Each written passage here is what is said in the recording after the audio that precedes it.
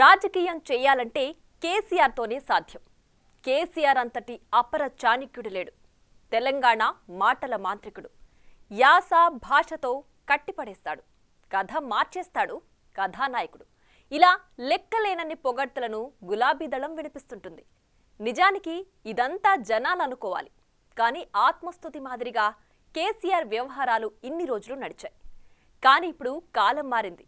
తాడే పామైంది. ఏది ముట్టుకున్నా మాడి మసైపోతోంది.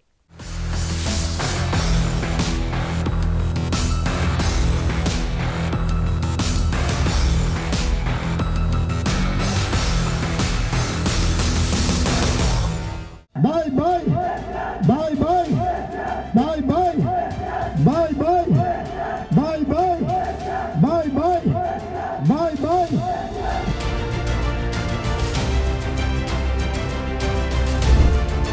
ఏవైంది కేసీఆర్ అపర చాణక్యం?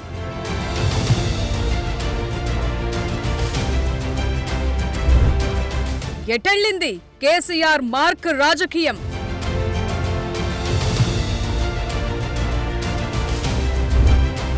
మాటల మాయాజాలం మాయమయ్యిందా?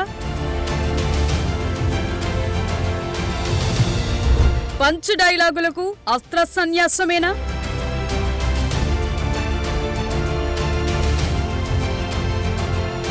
టికెట్ వచ్చిన వారు ఎందుకు వదిలేస్తున్నారు?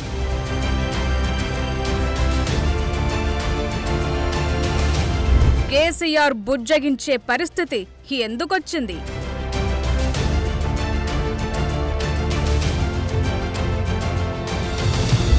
Car sir వద్దనుకుంటున్నారెందుకు?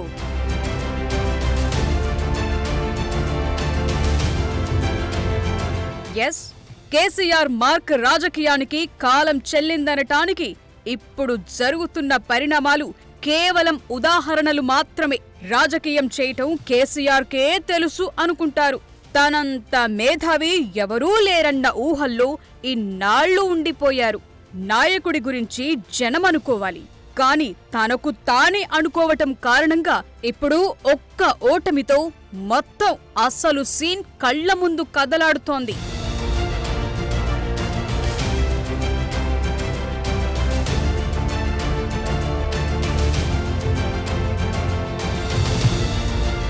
అంతా నాకే తెలుసు, అంతా నేనే చేస్తాను, నేనే సర్వం, నేనే కింగ్ అనుకున్న వాళ్ల కథ మారిపోయింది. వాస్తవం బోధపడేసరికి ఏమీ లేకుండా పోయింది. ఇప్పుడు కేసీఆర్ పరిస్థితినే తీసుకుందాం. గత 10 ఏళ్లు సీఎంగా ఉన్నప్పుడు కేసీఆర్ కథే వేరు. స్టైల్ అంతా రాజరికం. ప్రగతి భవన్ ఒక గడి మాదిరి. ఎవరికీ ప్రవేశం ఉండేది కాదు. సారును కలవాలంటే గగనమే. చాలా మంది మంత్రులు ప్రగతి భవన్ దాకా వచ్చి పర్మిషన్ లేదని మౌనంగా వెనుదిరిగి వెళ్లిపోయిన ఘటనలెన్నో ఉన్నాయి. అట్లుంటది కేసీఆర్ తోని అనుకునేవారు.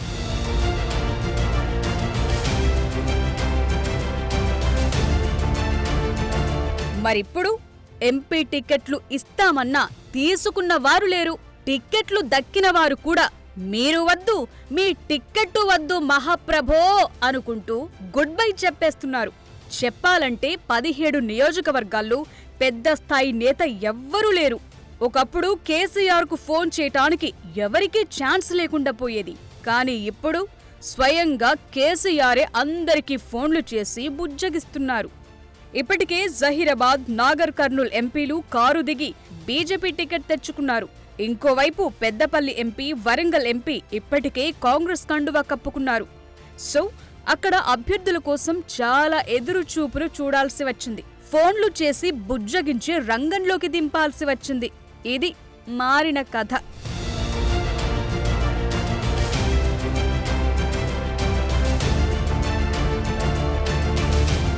వరంగల్ కొద్దాం.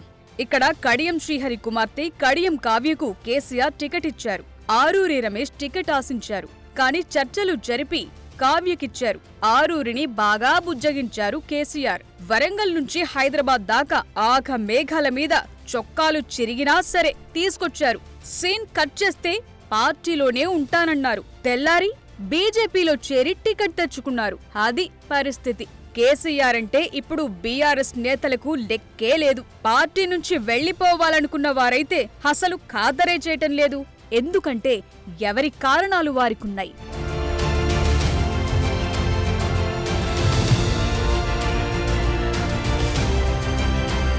చాలా మంది బీఆర్ఎస్ నేతలు ఇన్నాళ్లు తాము నిఘా బారిన పడ్డామన్న ఆవేదనతో కనిపిస్తున్నారు. తమ ప్రతి కదలిక వ్యక్తిగత జీవితాల్లోకి ట్యాపింగ్ వచ్చిందన్న ఆందోళనతో వారు కనిపిస్తున్నారు. పార్టీకి ఇంత చేసినా తమ మీద నమ్మకం లేకుండా పోయిందా అని చర్చించుకుంటున్నారు. కొందరైతే లోలోన మదనపడుతున్నారు. ఇప్పుడు కడియం కావ్య, కడియం శ్రీహరి గులాబీకి గుడ్ బై చెప్పటానికి చాలా కారణాలున్నాయి. మీరు వద్దు, మీ టికెట్ వద్దు అంటూ కడియం కావ్య బీఆర్ఎస్ అధినేతకు భారీ షాక్ ఇచ్చారు. ఈ పరిణామంతో కేసీఆర్ మరింత ఉలిక్కిపడ్డారు. అన్ని రివర్స్ అవుతుండటంతో ఫామ్ హౌస్ లో కంటి మీద కొనుక్కు లేకుండా పోతోంది. తమకు తెలిసిందే రాజకీయం అనుకోవటం పాతతరం మాట.